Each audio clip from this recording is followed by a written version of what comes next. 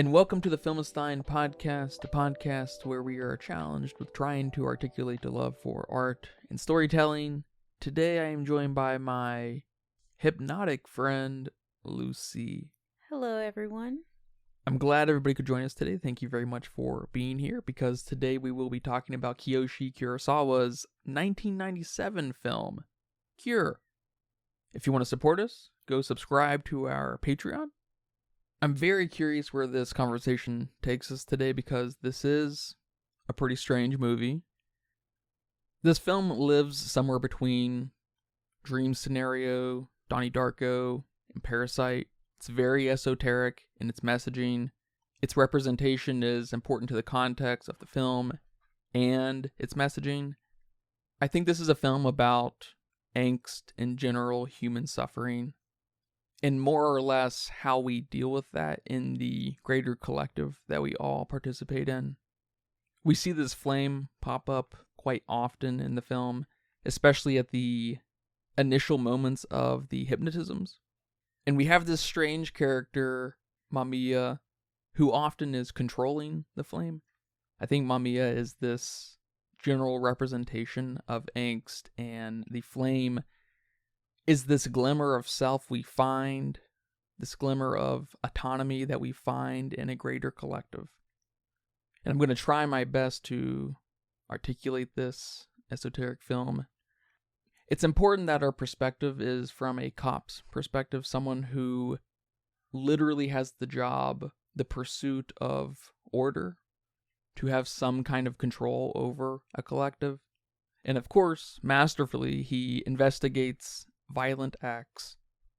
These violent acts come out of individuals going through some kind of hypnosis, which is actually just a representation of an individual bargaining with its angst for some kind of autonomy.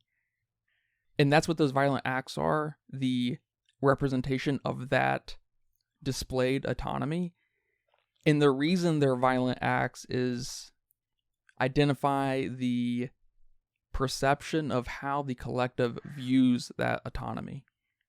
It's important that our perspective is through the eyes of a cop, because he is in the pursuit of order. He is in the position of a certain kind of self-awareness that he knows the world is chaos, and behaves that way for no rhyme or reason, but is obsessed with trying to find a reason, which makes him the perfect candidate to literally deal with angst by the end of the film. I love this idea of the pressure that comes with being part of a collective and pretending that everything is okay, even when you're not aware of the effects of the chaos. Almost like a blissful ignorance. You probably already know this film also has to have fourth wall breaking moments, including when Mamiya is asking, "Who are you?" Or at the end, "It's inside you too." He's not talking to characters in the film, he's talking to us. Of course, at the same time when he's hypnotizing the characters on screen, the film itself is at least attempting to hypnotize us as well, through its literal display of a character trying to hypnotize another, but also the film's repeated use of dialogue and the soundscape. I was very much looking forward to watching this film finally with you. I'm very pleased with some of these ideas, but I'm very curious, what do you think of Cure? To be honest with you, I don't know what I think about this movie. I'm having a very hard time theorizing and conceptualizing this film. On a plot-to-plot beat, very surface level, sure, I get it. There's this serial killer of some kind, maybe some kind of entity, marking his victims with an X after or during the killing act. This Mamiya character is extremely suspicious. He's weird and accused of hypnotizing people into murdering other people. We have this Detective Takabe. He's been obsessing this entire time. And the film ends on a sort of ambiguous note. Alright, cool. From what I got out of the film, there's this theme of power of suggestion. What if all it takes is the mere suggestion of an idea to convince someone to do something? His colleague, Sakuma, says even if you hypnotize someone, the person won't lose their basic morals. A person who thinks murder is evil won't kill anyone. I like that. It starts to bring up the question of the fragility of humanity. And I don't know if it's because we just recently covered all the 28 days, weeks, years movies, but the people here are like zombies. But okay, so what? Humans are, so to say, easily manipulated. But then I guess that's the other part of what the film is trying to say. Some people have a fragile sense of self. A lot of the victims in this movie are maybe broken versions of who they want to be. Like the first man who kills the prostitute. Maybe some sort of representation of the longing for human touch. Or the policeman who kills his partner, representing the loss of values and respect, right? His partner tells him, hey, we don't smoke in here. And he doesn't care. He blows it off. Or the nurse who always wanted to be a surgeon, representing maybe something of the loss of pursuing your dreams or your passions. Which I like a lot of what you said, and I think they could tie in some ways. Their sense of self dissolved so quickly under Mamiya, making them super vulnerable to even suggestion. To me, this film made me ask, are we monsters? Are we zombies? When our sense of self falters. And probably the saddest one to me was Detective Takabe himself. He's the most lost soul in the movie. I like what you said about Mamiya talking directly to us. I didn't feel that way. He wasn't talking to me. He was talking to Detective Takabe. He's the one struggling with a mentally ill wife. He can't express his emotions at work because of the field he's in. He can't express his emotions himself at home because of the state of his wife. His crime in this is being socially detached, making it the biggest crime of all, thus him inheriting Mamiya's powers. And all those thematic elements are awesome. And there's no question that this film is an experience. And man, what an experience. But that's probably why I'm having such a hard time with this. Because talk about a slow burn. Talk about these long takes. This silence. It was absolutely killing me. I was waiting for something to happen. And not at the edge of my seat waiting, but kind of in a dreadful, exposed way. I didn't like it. And of course, I think that's part of the film's intention for us not to like it. No one views this movie and likes the experience of watching it. But I don't know if it was my cup of tea. I left the film feeling like I was missing something. And again, just left with questions. Why did his colleague Sakuma kill himself? What really is going on with his wife? Because she starts and ends the film. Why an ex?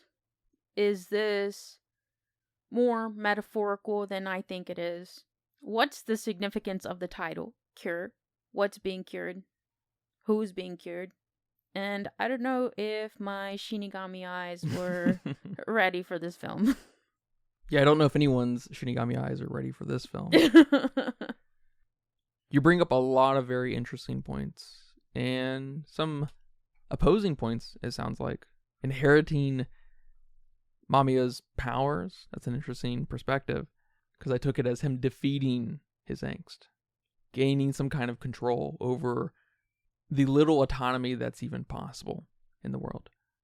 Oh, can't wait to talk about that. The film probably is more metaphorical than we could ever begin to realize. I like this perspective of self you're inserting on these characters, of becoming jaded, more or less, losing their passions, becoming zombies, subconsciously resorting to some kind of autopilotness. Because I no doubt feel very similar, but I guess from the other side of the coin, where the collective has forced this onto these people because they never had agency or autonomy to begin with. We, these characters, have always had this glimmer of having some kind of agency in the world, but always at the mercy of the world itself. Yeah, it sounds like we're almost on the same page, but you're almost taking that idea further into that collectiveness, making it more of a worldly problem than as individual as I'm making it. What caused that policeman to lose those values and work ethic? The workforce, maybe? What caused that nurse to lose her drive to become a surgeon? Maybe the fact she's a woman in Japan in the 90s, trying to become something like a surgeon? That societal letdown is deeply embedded into a lot of these characters. Yeah, almost like it's all predetermined and slowly suggested and hypnotized into people over time. The lady who wanted to be a surgeon was quite literally shut down by her colleagues, by expectation. The policeman who killed that younger police guy is maybe an older version of our main character, becoming jaded by the impossibility of maintaining order. The man who was married, who had a great job, loved his life, jaded by the mundanity of life. Each at the mercy of the collective, and then when confronted with this natural tension of angst, they rediscover a sense of self, of course only ever in a fleeting fashion, but then act out. And of course it's represented through some kind of act of violence in the film that represents the, I guess, on some level, the audacity to think they have autonomy in this world. The audacity they have to assert themselves over anything. You can imagine a lady doctor who wants to be a surgeon, and many decades before, I guess, the perception of that, how dramatic that would just be. Of course, it's not as chaotic as a terrible act of violence, but on some level, the perceivers are acting that way. God forbid a cop wants to maintain order and justice to the nth plus one degree like Richard Jewell. Look at Richard Jewell. They looked at him like an idiot. But how do you explain his colleague, the forensic psychologist, Sakuma? Why did he kill himself? And why an X? Why was that carved into the victims? His death reminds me the most of the teacher who killed his sleeping wife, and I think he jumped out of the window, where there's this sense of being comfortable, too comfortable in life, and having all the answers, even in the sense that there's this acknowledgement of you can't explain every act of violence, you can't explain every crime, because some of them just don't have rhymes and reasons. I think what's important in that character, the psychiatrist detective character, is his certainty and his inability to negotiate with angst. I kind of like what you said about our main character, Takabe, being the worst off in this way, being the character that is split between himself and other things the most, maybe being the most uncomfortable with himself. And that may be true, but that also may be the most important point, because I think there's also a self-awareness in that. He's aware of his uncomfortableness. He's aware of his suffering. He's confused by his suffering. It does drive him a little crazy, but that's what keeps him sane in a weird way. Not to say there's a more right or more wrong turn of events in the film.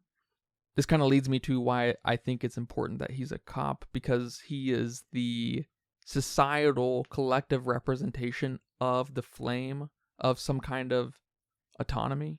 And I think it's really powerful that we see another cop and a psychiatric cop who falter to angst, only kind of elevating the idea of the improbability of finding any kind of autonomy, yet everyone is still on the pursuit. Yeah, we might be on completely opposing ideas here. With Sakuma, this psychology detective of sorts. It's funny you say he kills himself because of his certainty, where I think he killed himself because of his lack of certainty. It's kind of funny because it's kind of a certainty in the lack of knowing. Well, I think he was scared. Mm. I think he knew he's in this game. He knows that if a person who doesn't have their morals, their principles in check gets hypnotized, nothing good is going to come out of that. And he's a cynic. He's apathetic. So he kills himself, like any person with Interesting. lack of basic morals. And now with Detective Takabe, I don't know. I don't even know if he knows what's going on with him, what's happening to him. I like what you said about these fourth wall breaks where Mamiya is actually talking to us. That's way creepier, watching it that way. But I'm 100% convinced he is talking to the detective. At the end of the film, he's the one who triggers the waitress, similar to Mamiya triggering other people around him. And I'm stuck on this vision he had of his wife hanging herself. That's no sane person to me. He's getting lost in himself. And I'm really trying to understand the parallel to him being a cop, because I thought the only significance to him being a cop is how rough that job is and can be, especially in Asian countries. How detached he really has to be with his victims, with his family, even with his colleagues, thus detaching himself from himself. And by this flame, you mean the literal lighter Mamiya is using? Yes. It's like the journey of the light at the end of the tunnel. Our journey, the individual journey to get to that flame, to embrace the flame, is the same journey that the collective expects of police officers, resulting in some kind of agency. The flame also plays a kind of dual role of the hypnotism, obviously, which I think is supposed to have some kind of effect on us. I was not hypnotized, but I don't know if anyone ever has been hypnotized by a movie. But the flame also representing the film itself in its flickering, in its hypnotic nature, through its sounds and repetition, of course. Okay, so what about the X? So the X is this visual representation of the stink of literally the act of violence, but also the memory of an individual having autonomy and the judgment of the collective. So it could have been a circle carved into them. Yep. Or any shape. It could have been any shape, it just needed to be consistent. And I think we see that parallel a little bit with police tape, if I remember correctly, where the police tape acts as a memoriam for the crime. Also harnessing that stink of something happening and gossip. And again, just more entanglement of the collective having the control. Yeah, this film has even given me Harvey vibes on all its ambiguity. And now I get it with Dream Scenario and Donnie Darko on a lot of the metaphorical, not what you see on screen. Yeah, there's a literal otherworldly kind of sense to those films. As in, not part of the Donnie Darko world, not part of the Dream Scenario world. It intersects our world a little bit. I wanted to get your thoughts on the hypnosis It's kind of the major through line of the film. But I really wanted to get your thoughts on like a global hypnosis of the film's efforts to try to hypnotize its audience. And it also kind of having a similar parallel with The Flame and our main character being a cop. Throughout the majority of the film, we see this repetition with the flame, the water leaking, and of course the soundscape. But we have these really small moments with our main character's wife going to this, I guess, mental institution where it's quiet, it's bare, maybe welcoming on some level. There's a self-awareness in that I like, sort of suggesting that the cure to the human condition is talking to others, acknowledging your suffering, participating in collective conscious suffering, hoping for collective healing.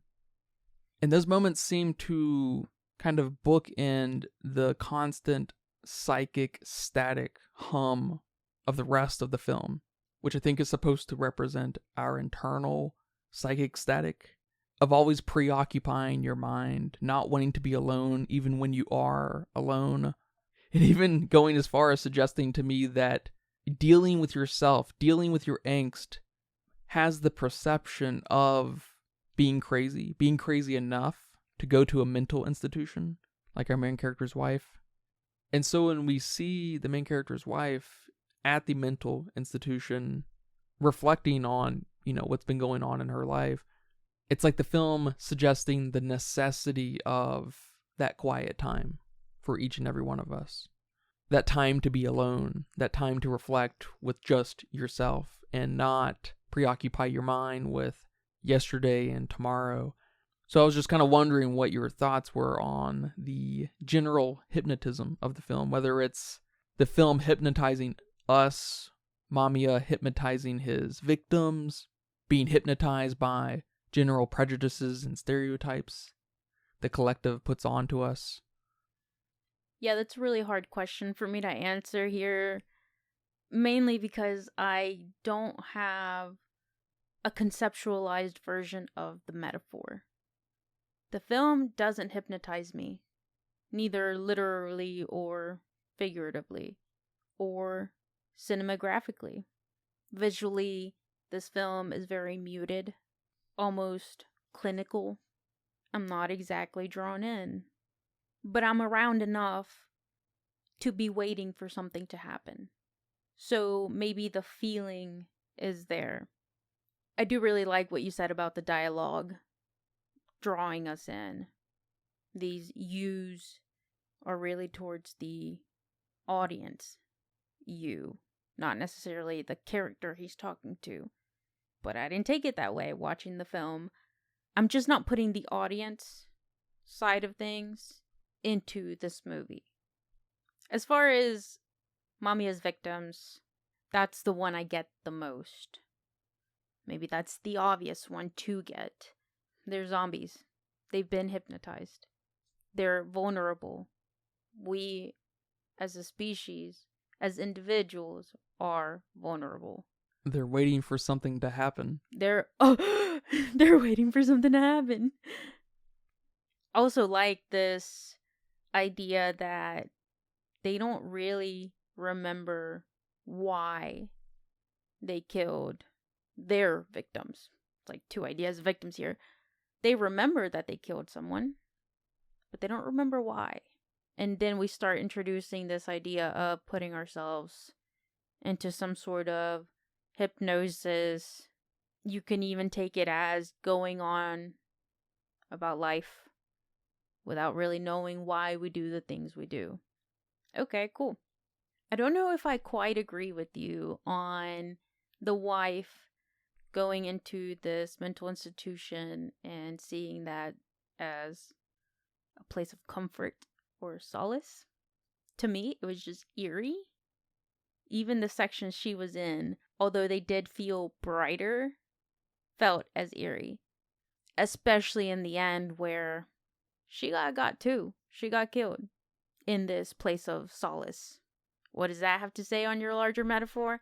I don't know.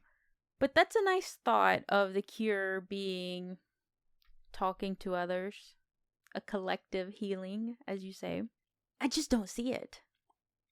I will add it's important that the collective healing is an illusion. The cure is an illusion. It's just along the lines of that pursuit for getting some kind of control. Well, then everything in this film is an illusion. Exactly. It's a paradox. The human condition is a paradox. Our pursuits, our passions, they're all a paradox. All right, man. Well, thank you very much for watching this movie with me and talking about it here today. You're welcome. Do you have a budget guess? I'm going with less than $1 million. I don't think it took a lot of money in 97 to make this movie. I'm really impressed for you to say that because it apparently cost around $10,000. $10,000? It feels like it. It feels like it. That's actually very impressive. But the film consisted of long takes everywhere. From Act 1 to 2 to 3. So it kind of made me feel like we don't have a lot of moving pieces. Just extra long takes. And the camera itself not moving much. Right. Minimal dialogue. It apparently went on to make about $232,000, so it made some money. Nice. And over on Letterboxd with 288,000 people, they weighed in at a 4.3. Boy, oh boy. The Letterboxd community is not going to be happy with me. Maybe I need 5 more years to sharpen my eyes, sharpen my thoughts, get jaded. Yeah, maybe we're both too stupid for this movie. Yeah, maybe I haven't experienced life yet. You know what I'm saying? You gotta join the force. Yeah, I gotta join the force. I'll start off with giving this movie a 2. Don't know if that'll go up or down. I thought I would be more confident in my 2 after today's conversation, but I am even less confident than when I started. The highlights for me were definitely the horror-like elements to the film. The killing acts, the bodies just dropping from high above, out of windows, out in the plain sunlight. I like that. Even elements where there's shadows or something looming or a picture behind a plastic tarp. Very nice. Those kinds of elements added to the dread that you're supposed to be feeling in this movie. They were eerie. They were good. But this movie might have been a little too slow, a little too quiet, too lingering. I don't understand the overall overarching metaphor to this film. Maybe I'm not aligned with Kiyoshi's philosophies. Maybe I like living. Maybe I like being an individual with free will. I didn't like the ambiguity. Sometimes that can feel cheap to me in films. And I can't quite tell how I'm viewing the ambiguity of this film. I'm still convinced that Takabe inherited this power, giving this film maybe a bleak tone with we can't escape no matter what. At the end of the film, this man is eating dinner while his wife is dead at the mental institution. Like he already knows and he's okay with it. We saw in an earlier scene where he was so distraught he couldn't even finish his meal. But his meal at the end of the film is gone. He's eaten it. You tell me this man has appetite after all this? Nah, he went through a transformation. He went through something, and he's okay with everything else going on. You said it at the beginning of the episode that this is a strange film, and I 100% agree with you. This is a strange film. Yeah, as strange as it is, it's even harder to talk about. I appreciate your insight. I'll definitely have to include it in my reevaluations of this film. It's hard enough to talk about the suffering of the human condition, let alone try to display it. And I feel like this is one of those movies that makes so much sense until you start vocalizing it. Not unlike when someone asks the question, who are you? Or even, how are you? Your own perspective on yourself becomes distorted the moment you put it out there. Maybe suggesting that you can't have selfhood unless you're in silence. There's a lot I like about this film. I love the idea of the collective providing comfort and a prison. I love the fourth wall hypnotism. I love the parallels. I don't love how it's shot. I don't think these performances are particularly good. It did leave quite a bit to be desired. I wish the film suggested more in the way it used its camera, like Parasite. How we went up and down the hill in Parasite. Very cool. The sound design is awesome. The acts of violence are cool. The hypnotism that we see on screen is cool. How it's displayed, it's very creepy, like you said. I like a lot about this film, but it is missing a level of sophistication in the craft. The writing could probably be tighter. It could probably use some interplay where questions and answers are being questioned and answered at different times in the film. And to be honest, I have no idea how to rate this film because its messaging speaks to me on the deepest of levels, suggesting the question of what of free will, what of autonomy, what of selfhood. There aren't many conversations more attractive than ones around those. But Cure is somewhere between a 3 and a 3.5. But thank you again for watching this movie, and thank you guys for listening to this episode of the Filmistines. I hope you guys enjoyed that.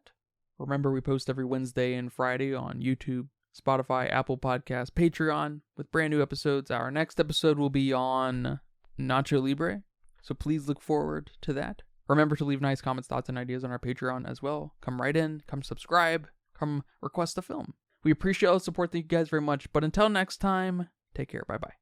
Bye-bye.